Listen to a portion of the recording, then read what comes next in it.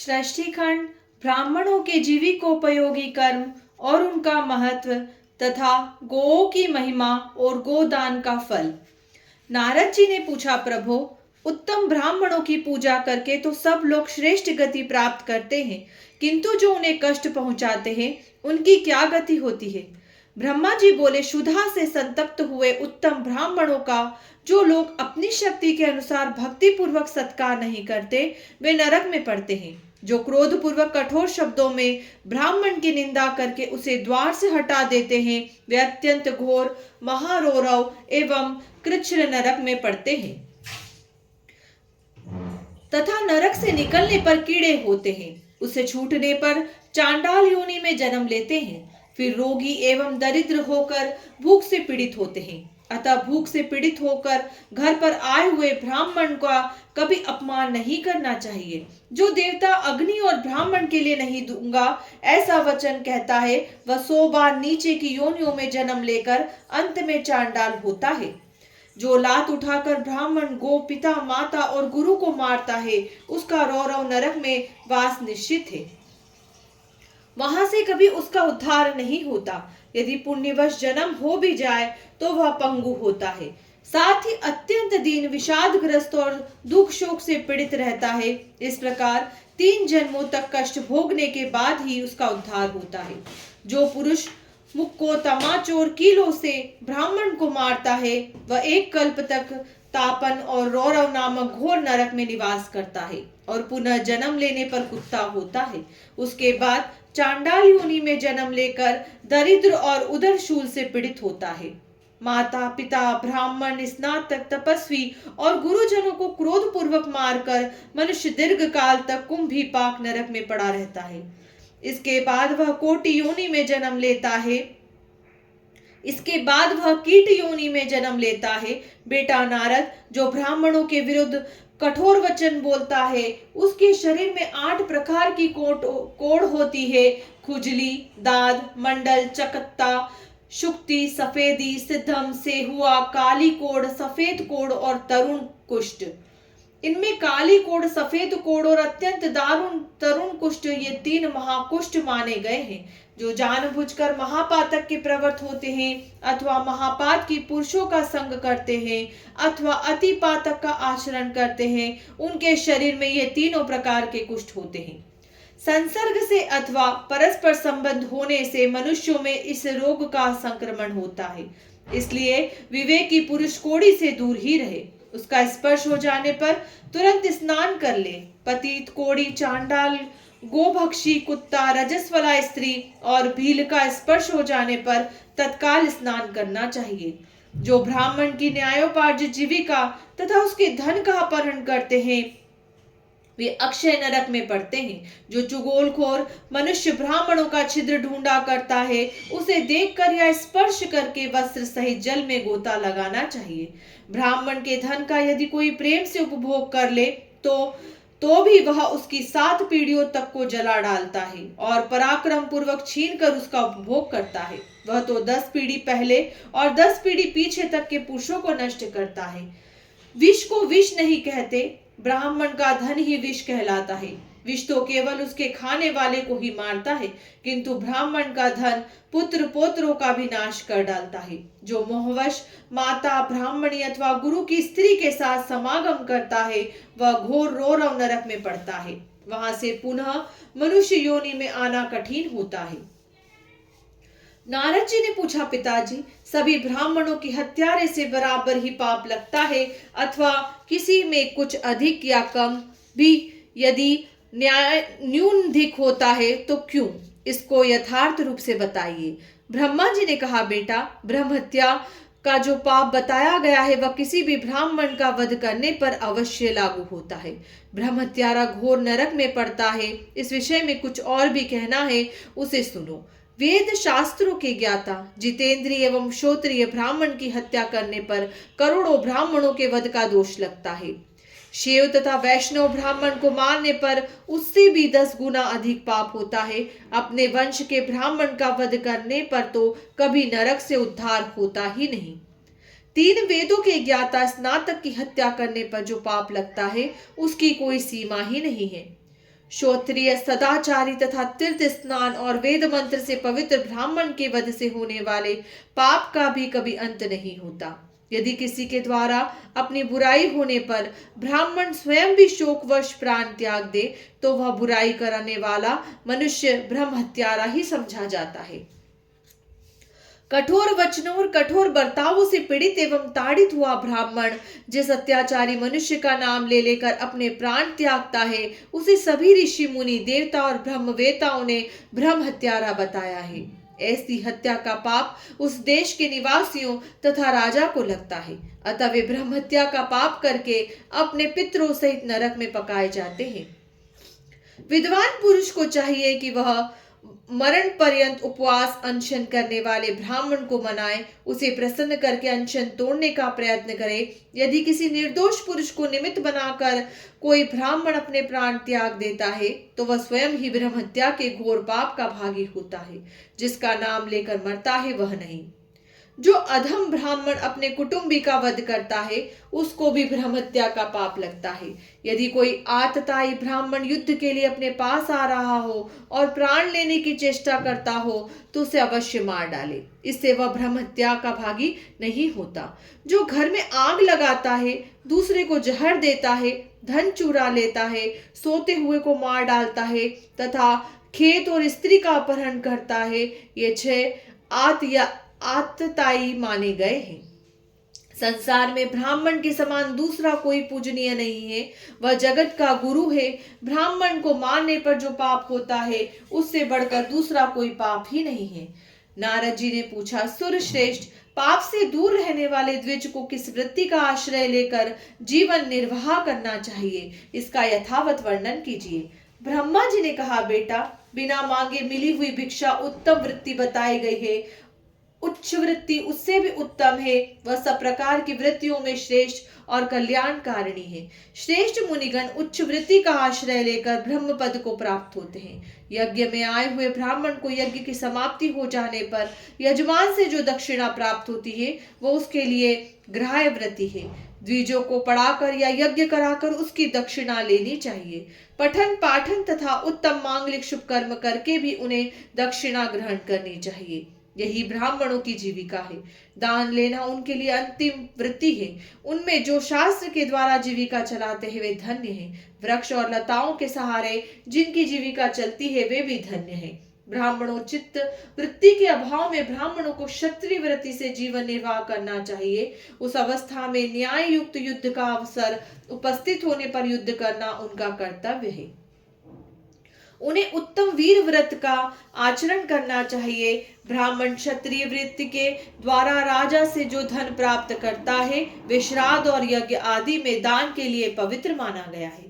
उस ब्राह्मण को सदा पाप से दूर रहकर वेद और धनुर्वेद दोनों को अभ्यास करना चाहिए।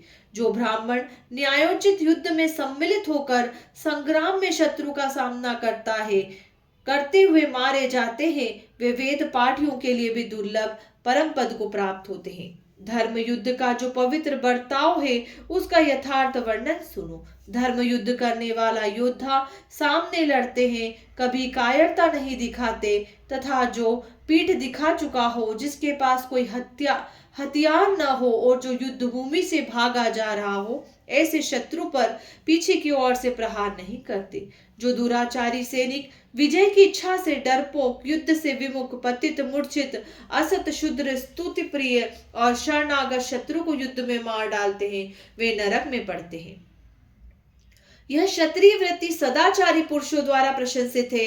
इसका आश्रय लेकर समस्त क्षत्रिय स्वर्ग लोक को प्राप्त करते हैं। धर्म युद्ध में शत्रु का सामना करते हुए मृत्यु को प्राप्त होना क्षत्रिय के लिए शुभ है। वह पवित्र होकर सब पापों से मुक्त हो जाता है और एक कल्प तक स्वर्ग लोक में निवास करता है। उसके बाद सार्वभौम राजा होता है, उसे सब प्रकार के भोग प्राप्त होते हैं। उसका शरीर निरोग और कामदेव के समान सुंदर होता है। उसके पुत्र धर्मशील, सुंदर, स्मृतिशाली और पिता की रुचि के अनुकूल चलने वाले होते हैं। इस प्रकार क्रमशः 7 जन्मों तक वे क्षत्रिय उत्तम सुख का उपभोग करते हैं। इसके विपरीत जो अन्याय पूर्वक युद्ध करने वाले हैं उन्हें चिरकाल तक नरक में निवास करना पड़ता है। इस तरह ब्राह्मणों को श्रेष्ठ क्षत्रिय वृत्ति का सहारा लेना उचित है। उत्तम ब्राह्मण आपत्ति काल में वैश्य वृत्ति से व्यापार एवं खेती आदि से भी जीविका चला सकता है, परंतु उसे चाहिए कि वह दूसरों के द्वारा खेती और व्यापार का काम कराए। स्वयं ब्राह्मणोचित कर्म का त्याग न करे। वैश्य वृत्ति का आश्रय लेकर यदि ब्राह्मण झूठ बोले या किसी वस्तु की बहुत बड़ा चढ़ाकर प्रशंसा करे तो लोगों को ठगने के कारण वह दुर्गति को प्राप्त होता है। भीगे हुए द्रव्य के व्यापार से बचा रहकर ब्राह्मण कल्याण का भागी होता है। तोल में कभी असत्यपूर्ण बर्ताव नहीं करना चाहिए, क्योंकि तुला धर्म पर ही प्रतिष्ठित है। जो तराजू पर तोलते समय छल करता है वह नरक में पड़ता है। जो द्रव्य तराजू पर चढ़ाए बिना ही बेचा जाता है उसमें भी झूठ कपट का त्याग कर देना चाहिए। इस प्रकार मिथ्या बर्ताव नहीं करना चाहिए, क्योंकि मिथ्या व्यवहार से पाप की उत्पत्ति होती है। सत्य से बढ़कर धर्म और झूठ से बढ़कर दूसरा कोई पाप नहीं। अतः सब कार्यों में सत्य को ही श्रेष्ठ माना गया है। यदि 1 और 1000 अश्वमेध यज्ञों का पुण्य और दूसरी ओर सत्य को तराजू पर रखकर तोला जाए तो 1000 अश्वमेध यज्ञों की अपेक्षा सत्य का ही पलड़ा भारी होता है। जो समस्त कार्यों में सत्य बोलता और मिथ्या का परित्याग करता है वह सब दुखों से पार हो जाता है और अक्षय स्वर्ग का उपभोग करता है। ब्राह्मण दूसरों के द्वारा व्यापार का काम कर सकता है, किंतु उसे झूठ का त्याग करना ही चाहिए। उसे चाहिए कि जो मुनाफा हो उसमें से पहले तीर्थों में दान करे, जो शेष बचे उसका स्वयं उपभोग करे। यदि ब्राह्मण वाणिज्य वृत्ति से न्याय पूर्वक उपार्जित किए हुए धन को पितरों, देवताओं और ब्राह्मणों के निमित्त यत्न पूर्वक दान देता है तो उसे अक्षय फल की प्राप्ति होती है। वाणिज्य लाभकारी व्यवसाय है, किंतु दो उसमें बहुत बड़े दोष आ जाते हैं। लोभ न छोड़ना और झूठ बोलकर माल बेचना। विद्वान पुरुष इन दोनों दोषों का परित्याग करके धनोपार्जन करे। व्यापार में कमाए हुए धन का दान करने से वह अक्षय फल का भागी होता है। नारद, पुण्य कर्म में लगे हुए ब्राह्मण को इस प्रकार खेती करनी चाहिए। वह आधे दिन दोपहर तक 4 बैलों को हल में जोते, 4 के अभाव में 3 बैलों को भी जोता जा सकता है। बैलों से इतना काम न ले कि उन्हें दिन भर विश्राम करने का मौका ही न मिले। प्रतिदिन बैलों को चोर और व्याघ्र आदि से रहित स्थान में जहाँ की घास कटी न गई हो ले जाकर चराएं। उन्हें यथेष्ट घास खाने को दें और स्वयं उपस्थित रहकर उनके खाने पीने की व्यवस्था करें। उनके रहने के लिए गौशाला बनवाएं, जहाँ किसी प्रकार उपद्रव न हो। वहां से गोबर, मूत्र और बिखरी हुई घास आदि हटाकर गौशाला को सदा साफ रखें। गौशाला संपूर्ण देवताओं का निवास स्थान है, अतः वहां कूड़ा नहीं फेंकना चाहिए। विद्वान पुरुष को उचित है कि वह अपने शयन गृह के समान गौशाला को साफ रखे, उसकी फर्श को समतल बनाए तथा यत्न पूर्वक ऐसी व्यवस्था करे जिससे वहां सर्दी हवा और धूल धक्कड़ से बचाव हो। गौ को अपने प्राणों के समान समझे, उसके शरीर को अपने ही शरीर के तुल्य माने। अपनी देह में जैसे सुख दुख होते हैं वैसे ही गौ के शरीर में भी होते हैं, ऐसा समझकर गौ के कष्ट को दूर करने और उसे सुख पहुंचाने की चेष्टा करे। जो इस विधि से खेती का काम करता है वह बैल को जोतने के दोष से मुक्त और धनवान होता है। जो दुर्बल, रोगी, अत्यंत छोटी अवस्था के और अधिक बूढ़े बैल से काम कर लेकर उसे कष्ट पहुंचाता है उसे गोहत्या का पाप लगता है। जो एक और दुर्बल और दूसरी ओर बलवान बैल को जोड़कर उनसे भूमि को जुतवाता है उसे गोहत्या के समान पाप का भागी होना पड़ता है। इसमें तनिक भी संदेह नहीं है। जो बिना चारा खिलाए ही बैल को हल जोतने के काम में लगाता है तथा घास खाते और पानी पीते हुए बैल को मुहवश हाँक देता है वह भी गोहत्या के पाप का भागी होता है। अमावस्या, संक्रांति तथा पूर्णिमा को हल जोतने से 10,000 गो हत्याओं का पाप लगता है। जो उपयुक्त तिथियों को गौ के शरीर में सफेद और रंग बिरंगी रचना करके काजल, पुष्प और तेल के द्वारा उनकी पूजा करता है वह अक्षय स्वर्ग का सुख भोगता है। जो प्रतिदिन दूसरे की गाय को मुट्ठी भर घास देता है उसके समस्त पापों को नाश हो जाता है तथा वह अक्षय स्वर्ग का उपभोग करता है। जैसा ब्राह्मण का महत्व है वैसा ही गो का भी महत्व है। दोनों की पूजा का फल समान ही है। विचार करने पर मनुष्यों में ब्राह्मण प्रधान है और पशुओं में गो। नारद जी ने पूछा, नाथ, आपने बताया है कि ब्राह्मण की उत्पत्ति भगवान के मुख से हुई है, फिर गो की उससे तुलना कैसे हो सकती है? विधाता, इस विषय को लेकर मुझे बड़ा आश्चर्य हो रहा है। ब्रह्मा जी ने कहा, बेटा, पहले भगवान के मुख से महान तेजोमय पुंज प्रकट हुआ, उस तेज से सर्वप्रथम वेद की उत्पत्ति हुई। तत्पश्चात क्रमशः अग्नि, गो और ब्राह्मण ये पृथक पृथक उत्पन्न हुए। मैंने संपूर्ण लोगों को भूनों की रक्षा के लिए पूर्व काल में एक वेद से चारों वेदों का विस्तार किया। अग्नि और ब्राह्मण देवताओं के लिए हविष्य ग्रहण करते हैं और हविष्य घी गो से उत्पन्न होता है, इसलिए ये चारों ही इस जगत के जन्मदाता है। यदि ये चारों महत्तर पदार्थ विश्व में नहीं होते तो यह सारा चराचर जगत नष्ट हो जाता। ये ही सदा जगत को धारण किए रहते हैं, जिससे स्वभावतः इसकी स्थिति बनी रहती है। ब्राह्मण, देवता तथा असुरों को भी गो की पूजा करनी चाहिए, क्योंकि गो सब कार्यों में उदार तथा वास्तव में समस्त गुणों की खान है। वह साक्षात संपूर्ण देवताओं का स्वरूप है। सब प्राणियों पर उसकी दया बनी रहती है। प्राचीन काल में सबके पोषण के लिए मैंने गो की सृष्टि की थी। गो की प्रत्येक वस्तु पावन है और समस्त संसार को पवित्र कर देती है। गो का मूत्र, गोबर, दूध, दही और घी, इन पंचगव्यों का पान कर लेने पर शरीर के भीतर पाप नहीं ठहरता। इसलिए धार्मिक पुरुष प्रतिदिन पाप नहीं ठहरता। इसलिए धार्मिक पुरुष प्रतिदिन गो के दूध, दही और घी को खाया करते हैं। गव्य पदार्थ संपूर्ण द्रव्यों में श्रेष्ठ, शुभ और प्रिय है। जिसको गाय का दूध, दही और घी का खाने का सौभाग्य नहीं प्राप्त होता, उसका शरीर मल के समान है।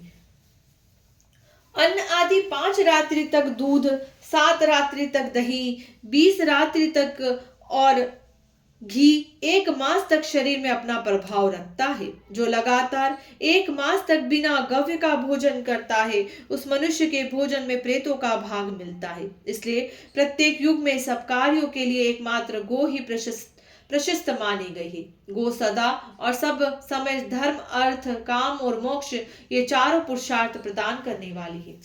जो गो की एक बार प्रदक्षिणा करके उसे प्रणाम करता है, वह सब पापों से मुक्त होकर अक्षय स्वर्ग का सुख भोगता है। जैसे देवताओं के आचार्य बृहस्पति जी वंदनीय हैं, जिस प्रकार भगवान लक्ष्मीपति सबके लिए पूज्य हैं, उसी प्रकार गो भी वंदनीय और पूजनीय है। जो मनुष्य प्रातः काल उठकर गो और उसके घी का स्पर्श करता है, वह सब पापों से मुक्त हो जाता है। गोएं दूध और घी प्रदान करने वाली हैं। वे घृत की उत्पत्ति स्थान और घी की उत्पत्ति के कारण हैं। वे घी की नदियां हैं और घी के भंवरे उठती हैं। ऐसे गोएं सदा मेरे घर पर मौजूद रहें। घी मेरे संपूर्ण शरीर और मन में स्थित हो। गोएं सदा मेरे आगे रहे, वे ही मेरे पीछे रहे। मेरे सब अंगों को गो का स्पर्श प्राप्त हो, मैं गो के बीच निवास करूं। इस मंत्र को प्रतिदिन संध्या और सवेरे के समय शुद्ध भाव से आचमन करके जपना चाहिए। ऐसा करने से उसके सब पापों का क्षय हो जाता है तथा वह स्वर्ग लोक में पूजित होता है। जैसे गो आदरणीय है, वैसे ब्राह्मण, जैसे ब्राह्मण है वैसे भगवान श्री विष्णु, जैसे भगवान श्री विष्णु है वैसे ही श्री गंगा जी भी है। ये सभी धर्म के साक्षात स्वरूप माने गए हैं। गोए मनुष्यों की बंधु है और मनुष्य गो के बंधु है। जिस घर में गो नहीं है वह बंधु रहित ग्रह है। 6 अंगों, पदों और क्रमों सहित संपूर्ण वेद गो के मुख में निवास करते हैं। उनके सिंगों में भगवान श्री शंकर और श्री विष्णु सदा विराजमान रहते हैं।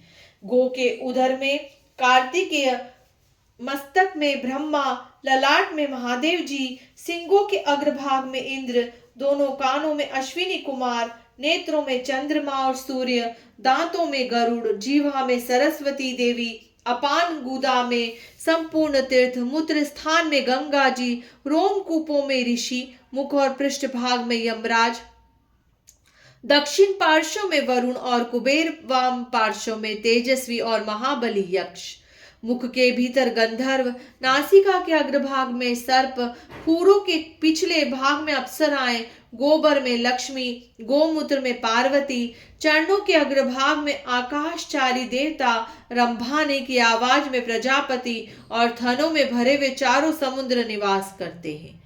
जो प्रतिदिन स्नान करके गो का स्पर्श करता है वह मनुष्य सब प्रकार के स्थूल पापों से भी मुक्त हो जाता है। जो गौ के खुर से उड़ी हुई धूल को सिर पर धारण करता है वह मानो तीर्थ के जल में स्नान कर लेता है और सब पापों से छुटकारा पा जाता है। नारद जी ने पूछा, गुरु श्रेष्ठ, परम मेष्ठिन विभिन्न रंगों की गौ में किसके दान से क्या फल होता है, इसका तत्व बतलाइए।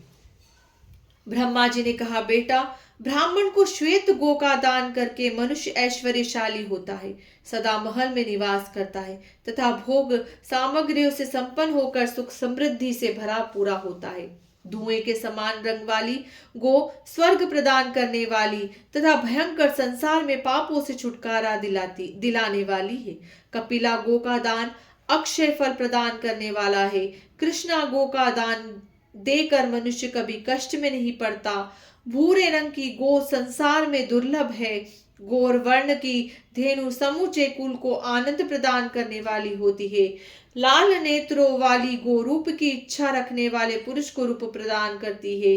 नीली गो धनाभिलाषी पुरुष की कामना पूर्ण करती है। एक ही कपिला गो का दान करके मनुष्य सारे पापों से मुक्त हो जाता है। बचपन, जवानी और बुढ़ापे में जो पाप किया गया है, क्रिया से बचने तथा मन से भी जो पाप बन गए हैं, उन सब का कपिला गो के दान से क्षय हो जाता है और दाता पुरुष विष्णु रूप होकर वैकुंठ में निवास करता है। जो 10 गोएं दान करता है तथा जो भार ढोने में समर्थ एक ही बेल दान करता है, उन दोनों का फल ब्रह्मा जी ने समान ही बतलाया है। जो पुत्र पितरों के उद्देश्य से सांड छोड़ता है, उसके पितर अपनी इच्छा के अनुसार विष्णु लोक में सम्मिलित होते हैं। छोड़े हुए सांड या दान की हुई गोए के जितने रोए होते हैं उतने हजार वर्षों तक मनुष्य स्वर्ग का सुख भोगते हैं।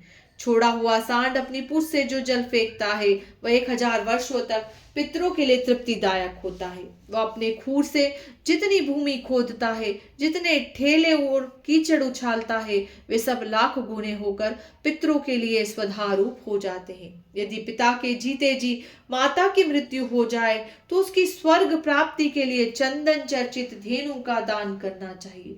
ऐसा करने से दाता पितरों के ऋण से मुक्त हो जाता है तथा भगवान श्री विष्णु की भांति पूजित होकर अक्षय स्वर्ग को प्राप्त करता है। सब प्रकार के शुभ लक्षणों से युक्त प्रतिवर्ष बच्चा देने वाली नई दुधार गाय पृथ्वी के समान मानी गई है। उसके दान से भूमि दान के समान फल होता है। उसे दान करने वाला मनुष्य इंद्र के तुल्य होता है और अपनी 100 पीढ़ियों का उद्धार कर देता है। जो गो का हरण करके उसके बछड़े की मृत्यु का कारण बनता है, वह महाप्रलय पर्यंत कीड़ों से भरे हुए कुएं में पड़ा रहता है। गो का वध करके मनुष्य अपने पितरों के साथ घोर रौरव नरक में पड़ता है तथा उतने ही समय तक अपने पाप का दंड भोगता रहता है। जो इस पवित्र कथा को एक बार भी दूसरों को सुनाता है, उसके सब पापों का नाश हो जाता है तथा वह देवताओं के साथ आनंद का उपभोग करता है।